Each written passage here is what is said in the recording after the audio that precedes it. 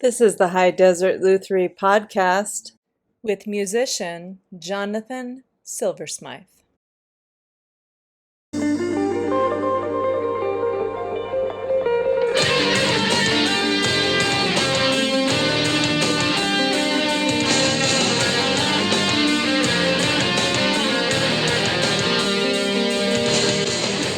I didn't have no clue about tone. I didn't know there were certain parameters that you could run certain things through, and but as I started to kind of investigate a little more, I found out what certain things people were using, and that made a whole lot of difference. Like, oh wow, I don't have to turn up the gain all the way. I don't have to have it as loud as I want it to be. I don't need to be louder than this and that. It kind of taught me the value of like looking from that point of view as opposed to like a musician, you just want to like play and stuff like that, but you also have to take into consideration how you're projecting that tone out, how things are built, what's good for this, what's good for that. All right. Thanks for listening to my interview with John Silversmith. I got the correction on that. John, thanks for that. Local Albuquerque musician. He will be performing at the next High Desert Lutherie Invitational on June 2nd, 2024, here in Albuquerque at Rio Bravo Brewing. Thank you to Rio Bravo Brewing for giving us the space to have this next guitar show. We greatly appreciate that.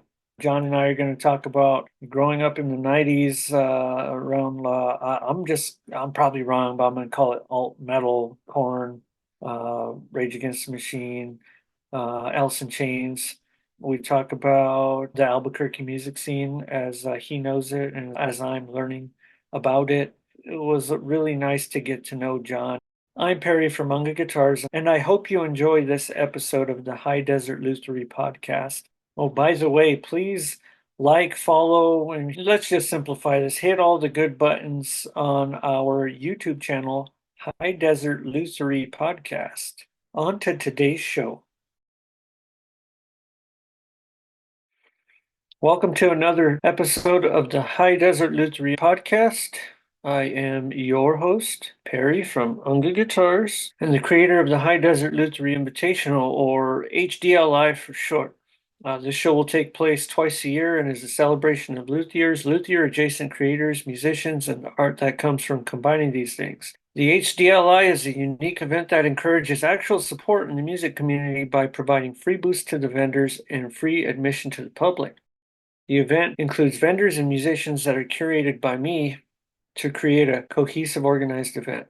The HDLI encourages community and collaboration amongst the artists. This podcast is one way to encourage that collaboration and build a sense of community.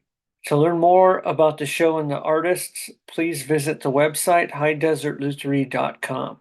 Joining me today is one of our musicians, John Silversmith.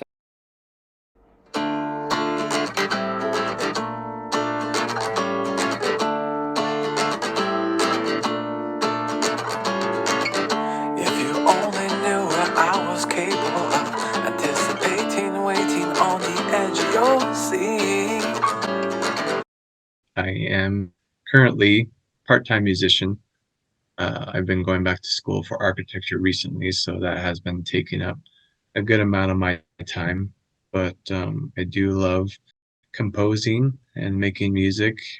I have played in certain bands. I've done every type of genre, mostly metal. I like metal music a lot.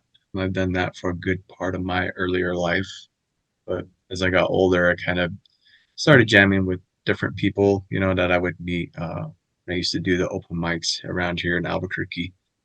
Met a lot of musicians through that. Just kind of got to see a different style that they would form with their music, and kind of opened up my ear a little bit more.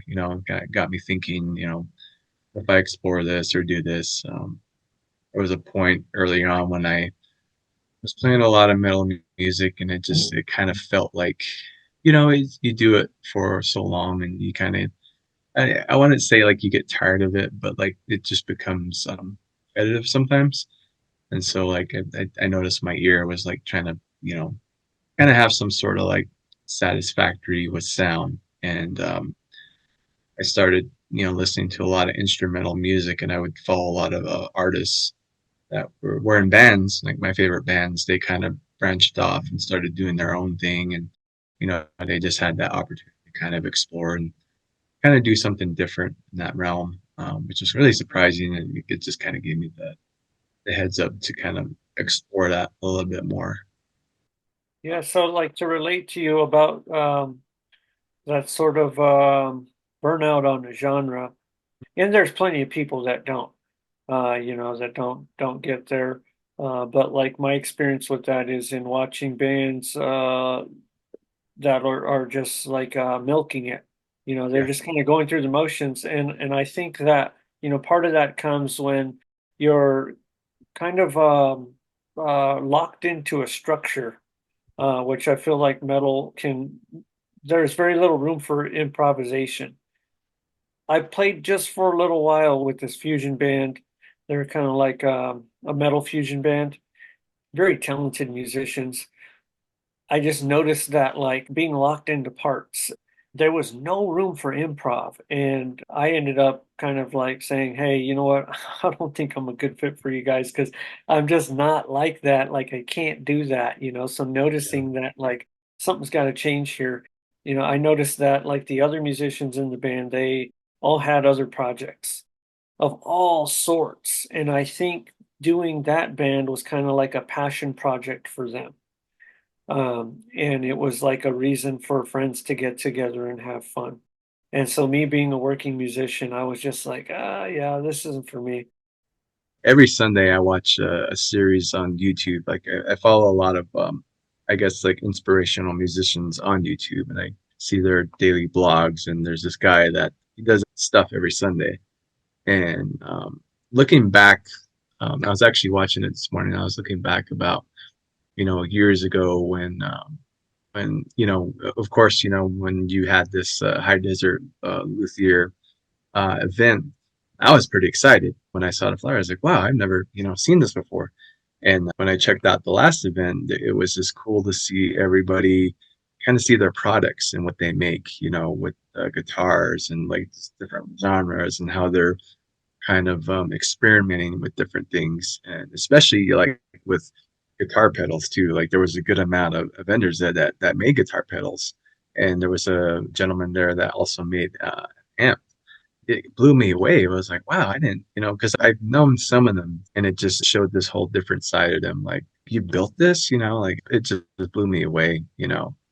But when I was thinking about that, I remember the times of like, when you're lugging your gear, you had like a standard 4x12 cabinet, you either had like a solid state amp head or like a tube amp head at the time. And it was really like, kind of like more of a simple setup. But back then I didn't have no clue about tone, like I didn't know there were certain parameters that you could run certain things through, and but as I started to kind of investigate a little more, I found out what certain things people were using, and that made a whole lot of difference. Like, oh wow, I don't have to turn up the gain all the way. I don't have to have it as loud as I, want it to be. I don't need to be louder than this and that. It kind of taught me the value of like looking from that point of view, as opposed to like a musician, you just want to like play and stuff like that. But you also have to take into consideration how you're projecting that tone out, how things are built, what's good for this, what's good for that. But yeah, I was thinking about that this morning when I was watching the episode of it. And there's just like so many stuff that are coming out now. And especially like when you have streaming services, it's people that are making a living off, writing music and stuff like that. It's not the same as it was before years ago. People can stream things, but give or take, but I've noticed this transition with artists where they're collaborating a lot more with these companies, and they're like, giving them input and kind of working with them to like market a product. And that's how they're actually changing the outlook of a lot of things, which I think is pretty cool, building pedals and kind of collaborating, on, because I like a lot of delay, I like a lot of reverb. I do like some fuzz pedals, but I think it just kind of breaks down to certain genres. You got blues, you got different types of music out there. And I think with this event that you're putting on, it kind of brings all that together, because it's not just from, like per se my point of view, but you get different musicians from across the platform. We gather and we exchange ideas, which is I think is really, really cool.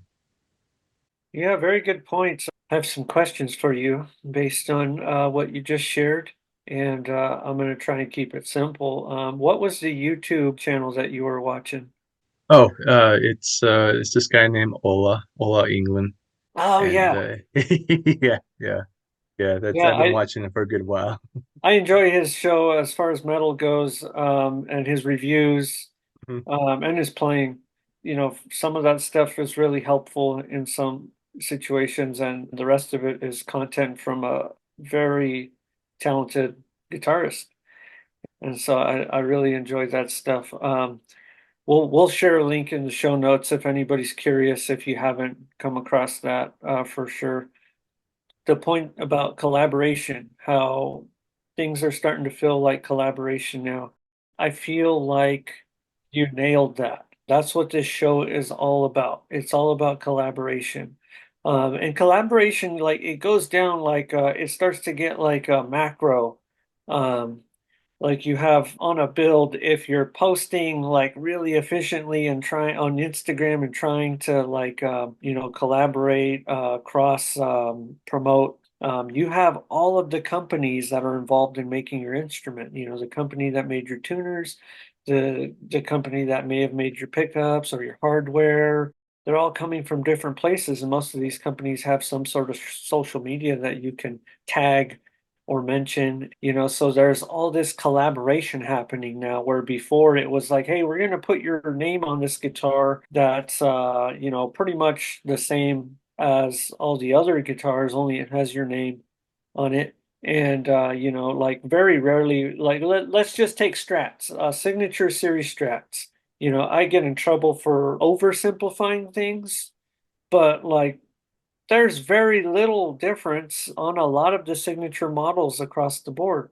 They're still Strats, they're still the same pickguard for the most part, like very similar pickups, even the electronics, like Clapton kind of has a preamp buffer in his, but like, it's hard to see the differences.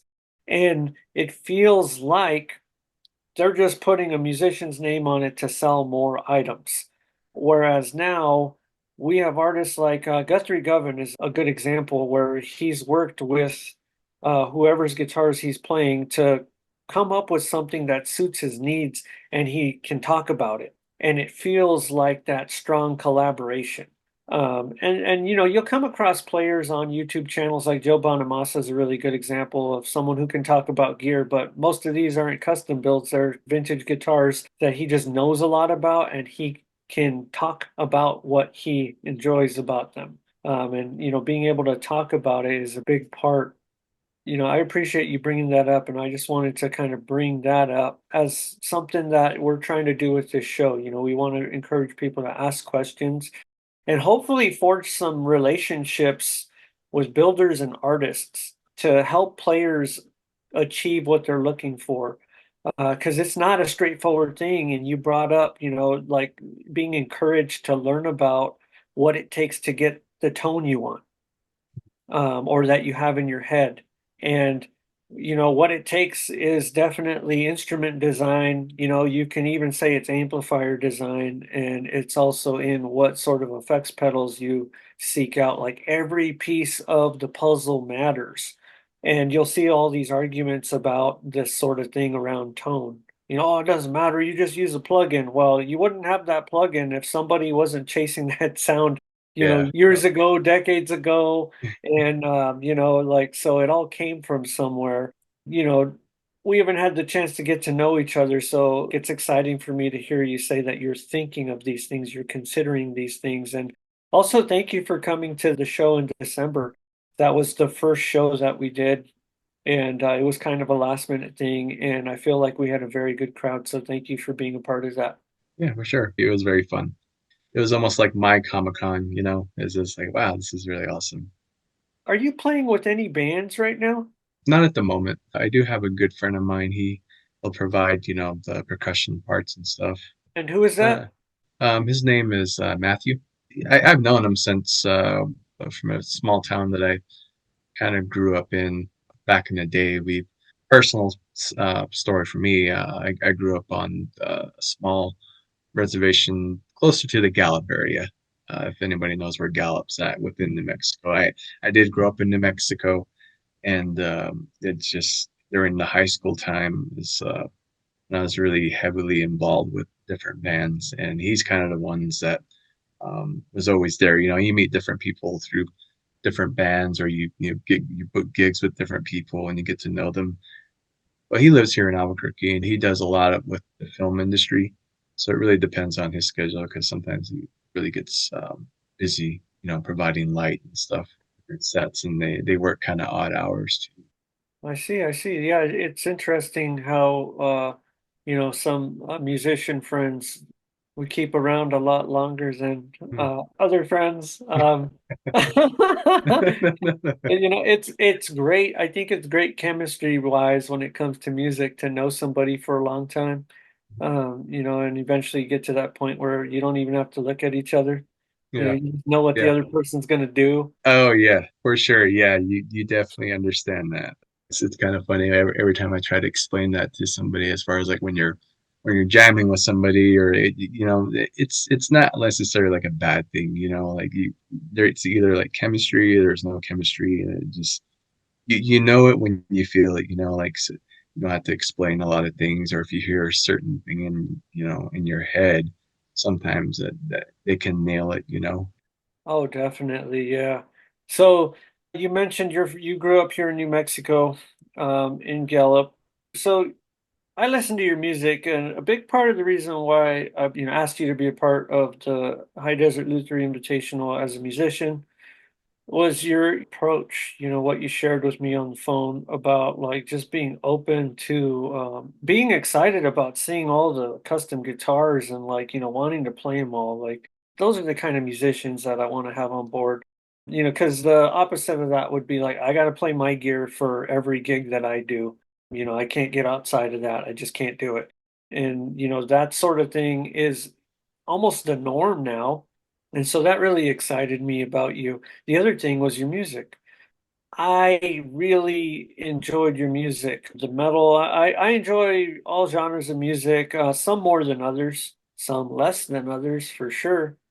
And I really enjoyed what you were doing. And the strongest quality I got from it, there's two strong qualities. Number one, it's recorded really well. So good job with that. Thank you for making the effort. And number two, the performances are just so real. And I'm finding that it doesn't matter the genre anymore, but it's like, can this artist emote? Like, get me to feel what they're feeling. Yeah. And I was just sitting down on the couch and I was like, that was like right when I got hurt and just having all of these feelings, raw emotions and pain and whatnot, frustration, upset, whatever. And listening to your music, just sitting there and putting it on shuffle and just, putting my head back, close my eyes. I went on a ride and I felt so much better after that ride. And I was like, oh my God, this was amazing.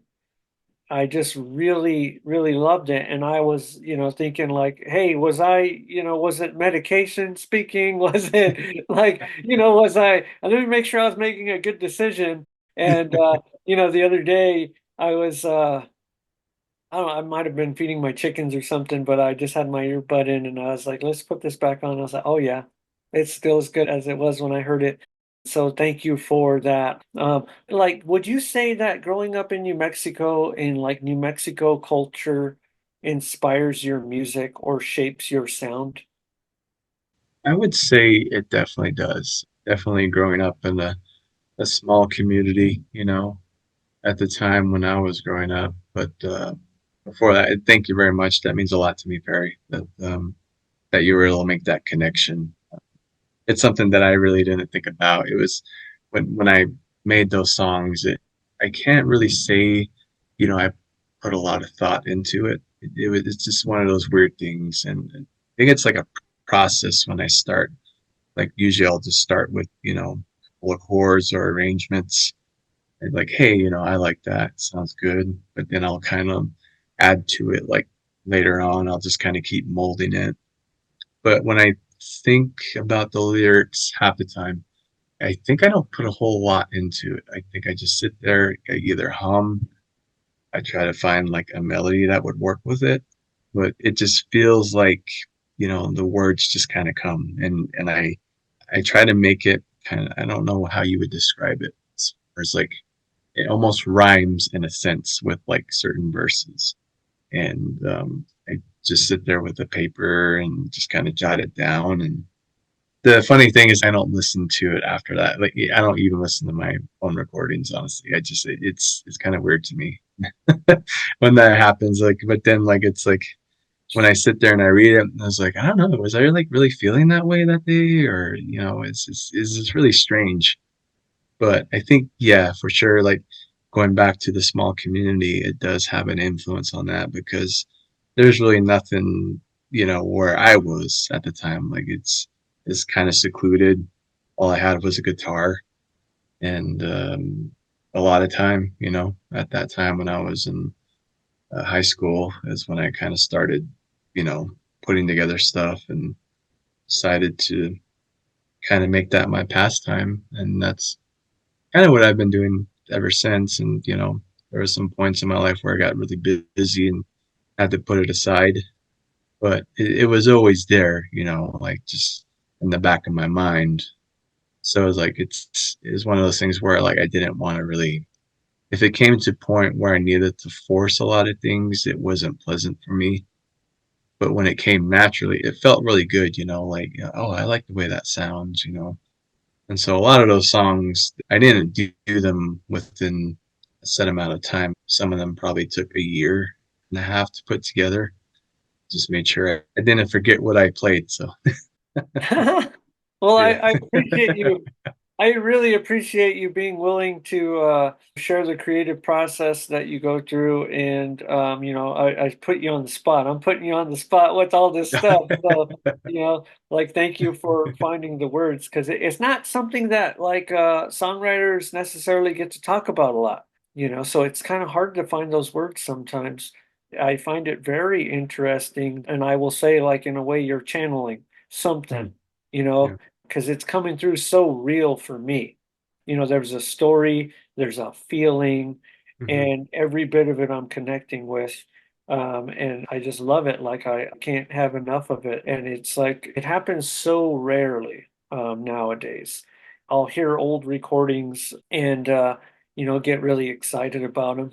Like old Led Zeppelin recordings. I get so excited about it. Or I'll hear a song I haven't heard in a while. But like Leonard Cohen is an Oh, artist that I recently fell in love with. And what really drew me to Len was how real the performances are. And there's a really good documentary about him. I think it's on Netflix. It's called Hallelujah. And, most people associate that song with Jeff Buckley, but Leonard Cohen yeah, wrote it yeah, twice. yeah, yeah. And like for an artist to re-record a song to fit the times, that's remarkable. Hmm. And you never see that. Like you'll see artists perform songs and change them, Hmm. but like he re-recorded the song because he felt so different about it. After everyone had got success over it, and made money off of his song, get no recognition for the song, Oh, and then re-record it. And that's what, got him on the map like so many years later. Like it's a very good documentary for any musician out there, especially musicians that love different genres. I highly recommend it. And it's actually what got me into him. And to see somebody performing so real, so honest, it was just like, wow, this is heavy. And I feel like a lot of the old Zeppelin recordings had that weight to it. And every once in a while, somebody else would come across as like, whoa, this is unreal. Can barely take it. Like I'm getting yeah. uncomfortable, there's all these feelings that come up. So I remember you saying that you did most of the instrumentation in your recordings. Is Yeah, that? Yep, Okay. yeah, yeah. So can you tell me about like what instruments you play? I mostly play guitar. I do have a bass that I kind of keep around just for overdubbing, you know. I have keyboards. I have an old setup. I'm still running Windows XP on this desktop that I have from I first got back in '99, I believe. Oh wow. Maybe yeah.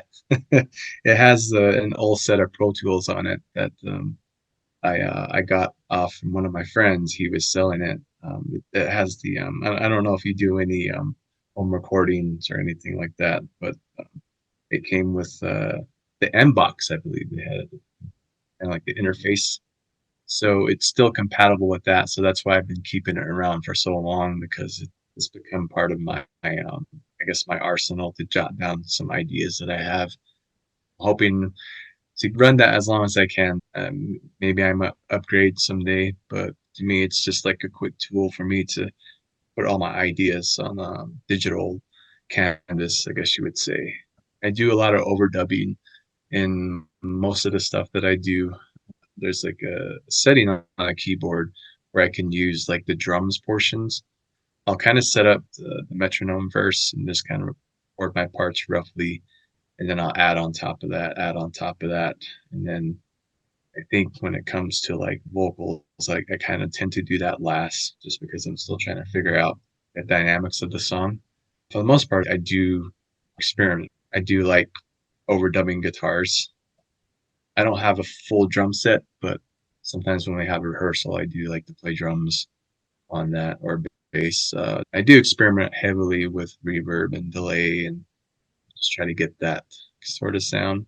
A lot of bands I listen to, they love their reverb, they love their delay, and I implement that in a lot of progressive metal.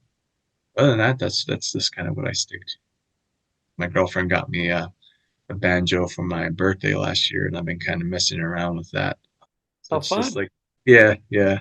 And I'm still trying to figure out the open tuning of it, and just you're a musician too. You can hear like when you're in the right zone, when you're not in the right zone. So I'm trying Oh to yeah. teach myself like, oh, okay, this works with this works with that. So, yeah. Yeah, I I'll just be honest. So I used to be really annoyed with banjos and mandolins Oh, and then my stepdad he introduced me to the Grateful Dead, so I became aware of Jerry Garcia, and then he introduced me to some of the acoustic recordings that Jerry did with David Grissom, and the tones on that, like especially from David Grissom, are just so like in the sweet spot of where we hear, and they're like mid-range bumped, not so bright and tinny. And I mean it's a mandolin, so you're not getting any bass, but it's this really sweet sound, and his melodies are just so on point. And at first, I was really annoyed with him until I heard him play the banjo. And I realized that's how you play a banjo. That's how banjo players play. And he's taking that approach to guitar along with a deep understanding of jazz. A few months ago, I kind of jumped back into the Dead after like being really annoyed with them for a long time. And I was like, holy smokes, I get this now. I actually understand what he's doing. I've been having a lot of moments like that lately, and it's fun to finally understand something. It's interesting to learn how to play an instrument, how it's played, like as it is, rather than be a guitar player playing bass or a guitar player playing a banjo or a uke or whatever it is. So like that sounds like a lot of fun to me.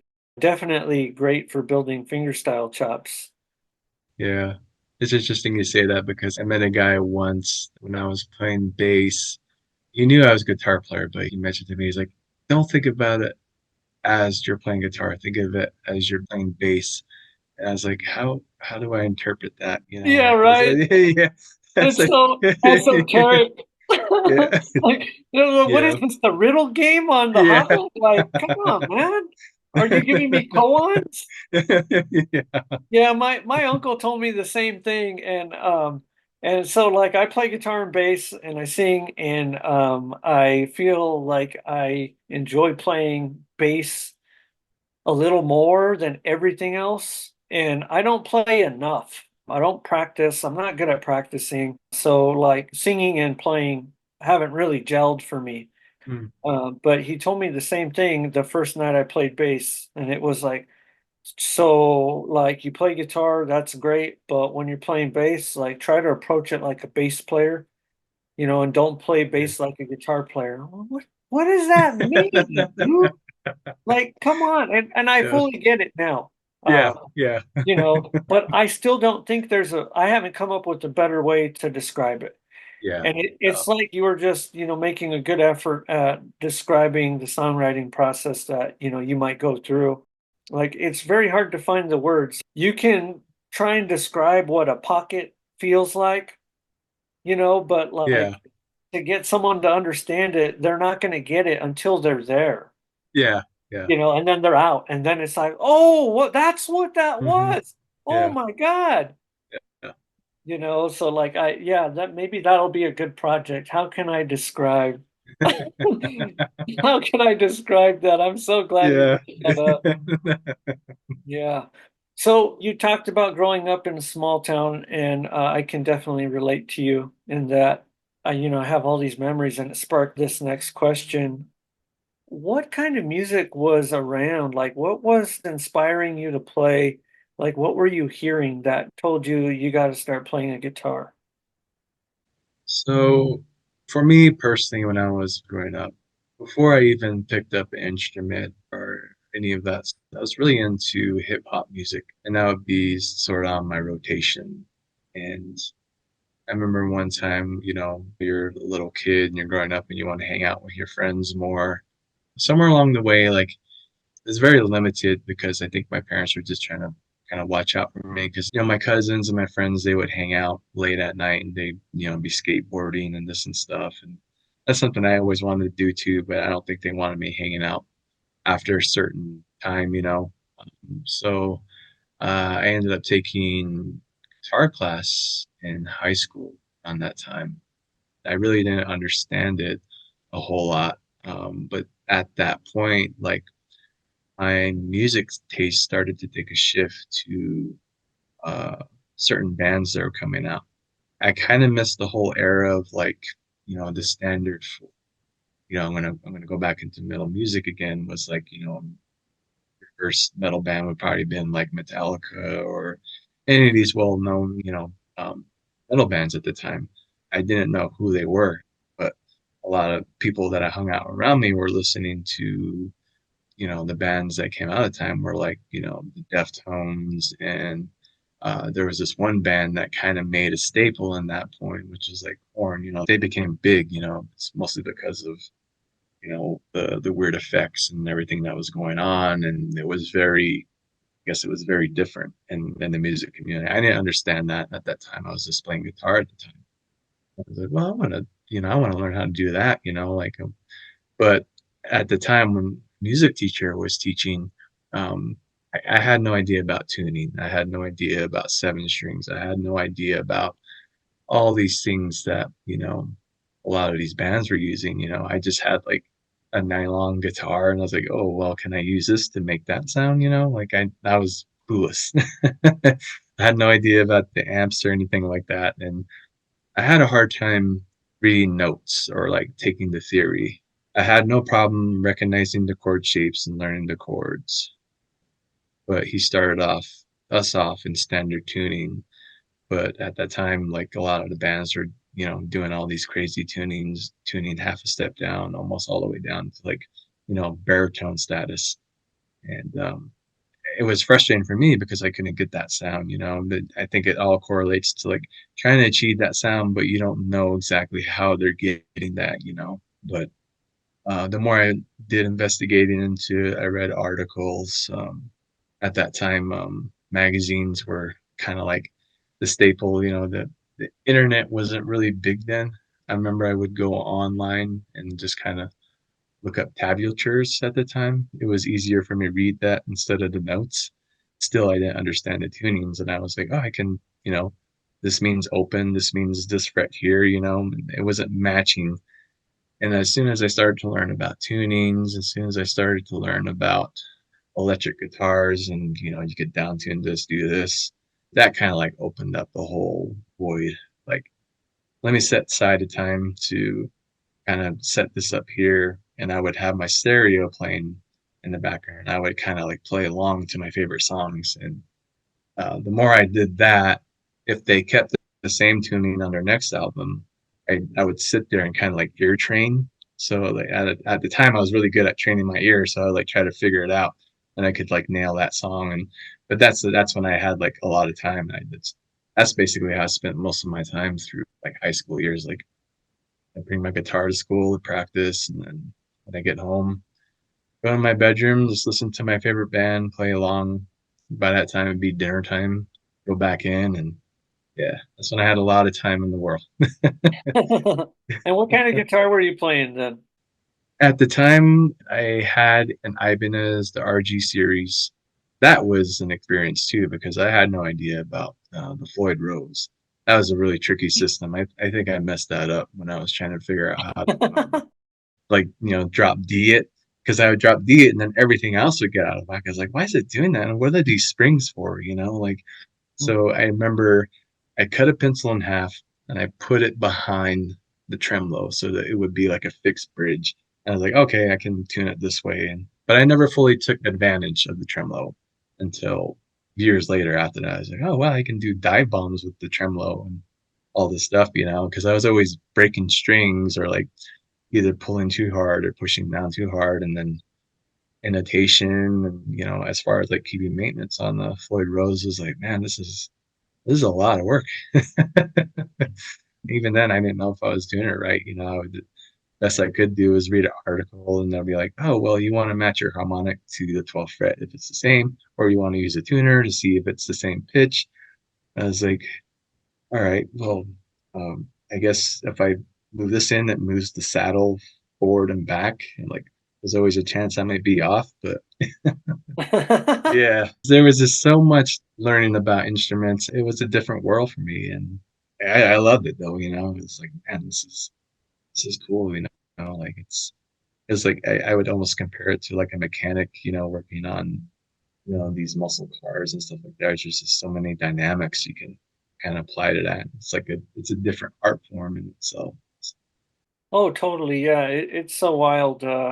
Once you put a Floyd Rose in the mix, you've got all these moving parts, and it just changes the game. To relate to your story about the Ibanez, my cousin got one, an RG, and it Mhm. was black, and it had a Floyd, and it was like, this is so cool. How does it work? And I think like I'm pretty sure within not too long it wasn't working, and we were just like, oh, Oh, and yeah, or broke a yeah, string or something. yeah. And we had a high school band and playing all the same stuff you were playing. We were into Mhm. Corn, and it was really hard for me to take to guitar. It took a lot of work.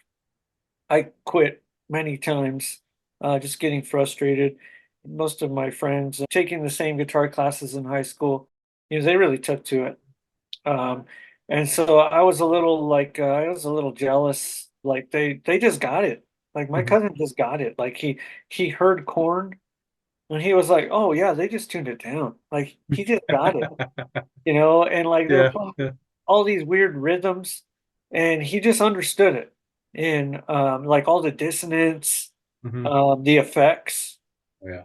he just understood it. And for me, I was just like, this sounds so cool, but I don't get it. Uh, Yeah. and like Yeah. we ended up kind of going back further, which was what I was into, which was like the end of the grunge scene. Oh, okay. I was into Alice in Chains. White Zombie was my favorite. Tool. Mm. And we realized that the band could keep up with those tunes, and if anything, they were tuned flat. And we understood that from when we got yelled at by the music teacher, you're flat. And, I definitely remember that era. And looking back at it now, like the use of the effects, the tunings, like it just sent people spinning, and then Mm. Rage Against the Machine hits the Oh, scene. yeah. And I mean, wasn't that like a total mind fuck? That was, yeah, yeah, Yeah, that's for sure. I think yeah, that's a good thing about like um it took me backwards, like yeah, at the time that was that, but then I went even further back and when you bring up Alice in Chains, I didn't listen to them at the time, but it made me maybe a couple of years later go into that, like visit the grunge scene and learn, the tricks of the trade of, man, this is like a different sound. I really like the way, it's just gritty. It has dissonance, but it has an emotional attachment to it as well. It's very, very expression way they're, setting up the guitars, and especially with the way they forget his name. Is it Laney? Lane Staley, the singer. Yeah, yeah, yeah. The way their vocal pairing worked. Oh, him and Um, Jerry. yeah, yeah, yeah, yeah. Jerry Cantrell. That's what it was. Yeah, the way they vocalized on a lot of Yes, those songs, it was very it stood out very well. And yeah, it then like, did. And once again, my stepdad introduced me to them, and he grew up in that area around all those mm, bands, and would tell me stories now and then, but mostly share music. And it blew my mind then, and it still blows my mind now. How real their performances were and still remain to be. My favorite recording they did was their Unplugged album. mm, Um, and I mean, they were really able to take those songs, guitar driven songs, and really show you how amazing their vocal harmonies are. And mm, it had that same vibe of Page and Plant. Like they were meant to go together. yeah, And when you hear them, you know it's them, just like Page and Plant. You yep, never think it's somebody else. And every time I hear Lane, on any Alice in Chains, but especially on that Unplugged, like it's goosebumps. I touched on this earlier, but like I've circled back around to some bands that I never really enjoyed. And like I finally got Nirvana. I didn't care for it at the time. It was just like, what is everybody into, right?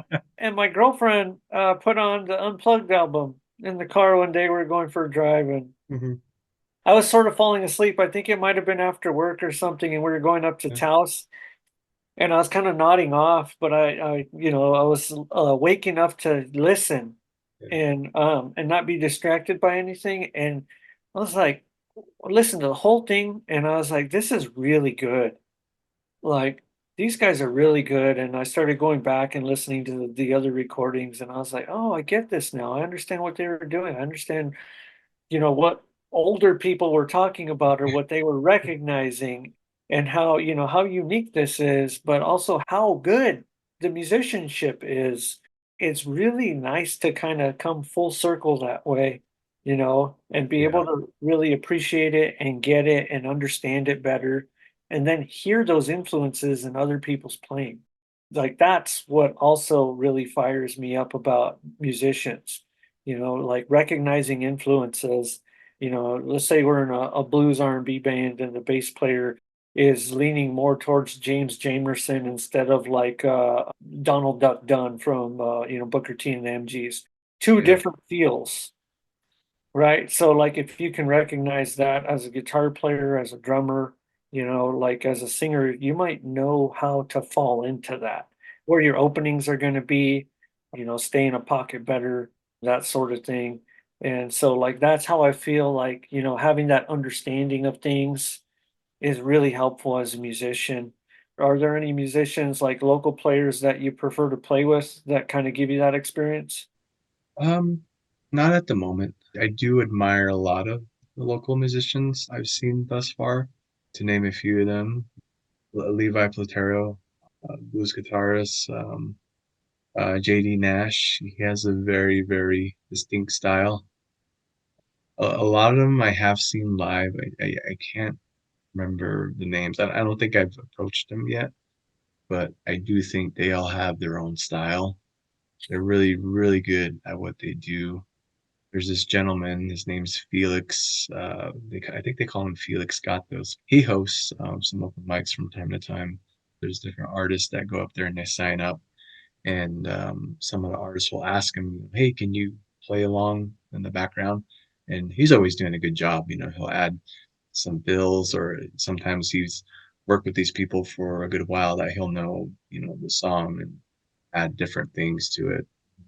There's this cool thing he was doing that I kind of thought was pretty cool. He made it his guitars almost sound like a steel lap guitar, like you hear it in classic country and stuff like that. He was almost like a volume swell, and he would bend the strings and remind me almost like when you talk about Rage Against the Machine, Tom Morello, when he's doing all this crazy stuff with his guitar. It's one of those things.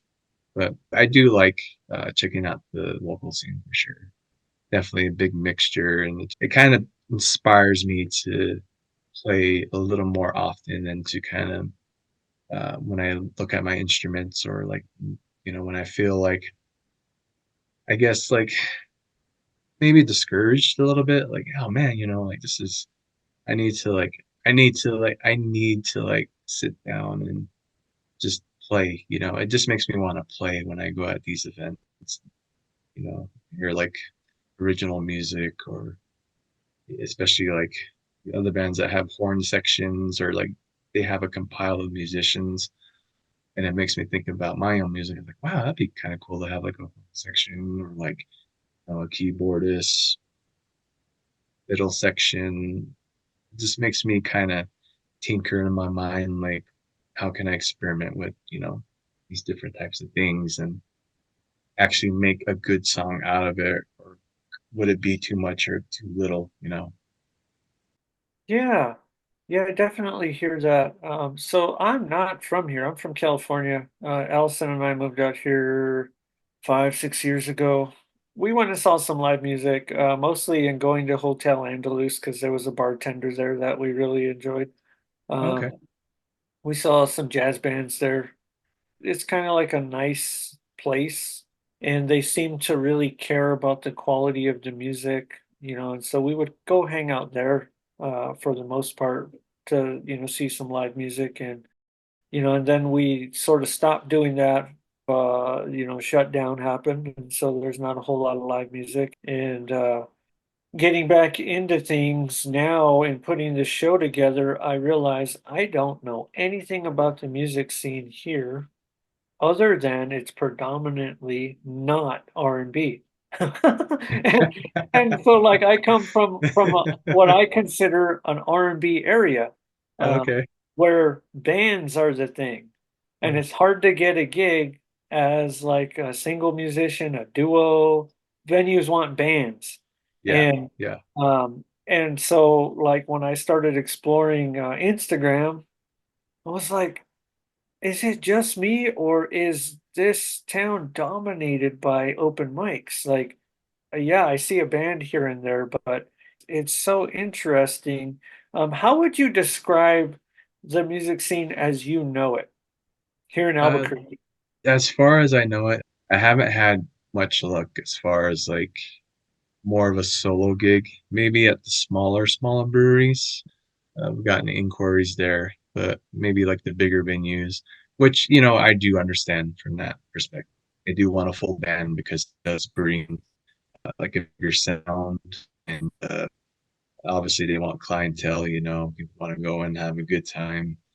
They want to dance maybe, so you can only achieve that with, if you have a percussionist or like a full live sound. That's probably like the best description at this point. But I think there's also like other venues or little smaller ones that kind of cater to like, just maybe more little relaxed sort of state, with this new venue that they have here in town called Rebel. They've been booking well-known bands, even bands that I've wanted to see, but they've never come to New Mexico. I either had to go to like Denver or Texas or Phoenix to see these bands, which is kind of cool. But Yeah, for I the heard low, way yeah. too late that they had Steve Vai there, and I was Oh, like, no! Every time I bought tickets to see Steve Vai in the past, I don't make it to the show. And so I was just like, no, I missed yeah, him again. yeah. Did you make it to that show? No, no, I didn't make it to that show. I've actually missed him twice. I think the last time he came here, it was more of a that might have been more of a clinic based maybe because it was a group of all these musicians. It was Steve Vai, this guy named Tosin. He plays in the Animals as progressive. leaders. Yeah, yeah, it was him, and I think Zach Wild was there, and one more person. I want to say it was.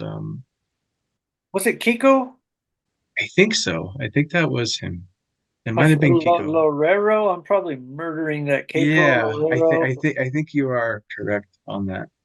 But it Yeah, I was remember yeah. hearing about that. And once again, it was like way after. And I was like, who do you have to know to find out about things happening here in Yeah, Albuquerque? yeah. Which is kind of another reason why we're putting this show together. Mm. And, I became aware of this place down the street from me here in Nob Hill, the Nob Hill stage that's Oh, supporting a lot of open micers. I'm just trying to open myself up. I'm not the biggest country music fan. mhm. Um, Me and country music, like, it's always been kind of one of those things where it's just not for me. Yeah, And yeah, yeah, it's just hard for me to get into it. I didn't grow up around country music and I just can't relate to it. I think it, is what it is. But I noticed that like there's a lot of country musicians out here, a lot of yeah. people that like they pull from country music, so those influences come out in their playing. And I think like my newest, most recent introduction to country music was Chris Stapleton. But I Hmm. feel like, honestly, I feel like he's sort of an R&B musician playing country. Yeah. Um, so he's kind of like the hybrid, right? And the Mhm. hybrid is almost always going to attract, a wider crowd. And, we're just trying to appreciate country music more. I was like, well, I like Luke Bryan as a person. And I like his piano playing. Yeah. And even though to me his voice isn't the greatest, like it certainly is unique and I can pull him out of any crowd. If he's playing, over the speakers at Walmart, like, hey, that's Luke Bryan. Yeah, And yeah. I was telling Allison, like, if we could get any, big star, if it was a country music star at the show, considering it's a guitar centric show, I wouldn't mind having Luke Bryan play some tunes, play some covers on piano. Yeah, yeah, yeah. That would be pretty fun. Yeah, Uh, that would. and just trying to open myself up to country music to almost be more accommodating to how I feel I'm experiencing a lot of musicians here in Albuquerque. And then there's the whole metal side of it, which kind of took me by surprise. Like that's a pretty big part of the musician community here that are metal musicians. Yeah. Um, like in some heavy bands. Hmm. Um, and I was like, wow, that's a trip. Like that's two like opposite sides of the spectrum, Yeah, you yeah. know? Yeah. And you've kind of experienced all of it at this point. Hmm. Yeah, Especially listening to your stuff on Spotify, and the shred is really good, the tones are perfect. yeah. Thank And you. and I feel like there's that quality like we talked about with like Page and Plant, and Alice in Chains where you recognize it right away. And then there's this other quality of like how you craft a song. And I feel like if you are listening to music and really studying music and paying attention, that quality is there throughout all your recordings. It's like one of those things where I think that's becoming more prominent, as tones become so easy to get and manipulate, via computers. There's not a lot of original singers these days, considering that we're all unique individuals, we're all people, Mhm. persons, and we all have our own voice, right? People might sound like us, we might try to sound like other people, but like the tendency is for people to emulate Yeah, in music, whether it's singers, guitar players, bass players. And so finding that unique voice can often be difficult, but I feel like you really lean on this like quality of you. Like you bring you to your music. And I noticed that and I was like, whoa, that's really unique. That Oh, is thanks. really unique. I definitely would love the opportunity to jam with John one of these days. Oh, for Uh, sure. so, like, I understand that, time is of the essence and you might have other things that you want to do today. And so I'll start wrapping this up. As a musician here in Albuquerque, where do you see yourself in the next 2 years? The next 2 years, I think as long as I'm able to kind of still have the freedom to create music and work on music, but not have it where I feel like it's forced, then I think I'm okay on being on that level. Kind of entered this shift with my life, going back to school and trying to finish off my studies in architecture. And I do graphic design. Anything I tried to do, I always tried to keep it on the same level as being creative. Like I get the freedom to create music on my free time. I don't consider it work, it's just something that I feel is a part of me and I can do that. Sounds like cliche, like when, you see different artists say that, but it is true for me because I feel good about maybe a product that I put out or that I keep listening to it. And like you said, it's like a certain quality that I try to bring a reality through your ears or, a more form of expression. That's what I'm trying to work on for the most part. I don't want to put out something out there just for putting it out there or, to become like maybe oversaturated with a lot of things. I do want to kind of have something that I can kind of go through pre-process and just really take ownership of, I've had some stuff I've been working on, but I'm still trying to fine tune it. It just doesn't feel quite ready to me. But once I reach that level, then I know I can craft it from there. Okay. Thank you for sharing that. Thank you for sharing about your personal life, what you do for work. I kind of skipped over that, and I like to ask everyone, what do you do for work? A lot of people, especially if they hear your Spotify stuff, they're going to think like, all he does is play music. Like these recordings are so like pro quality, the music's solid. Like, well, yeah, of course he's a part of the show.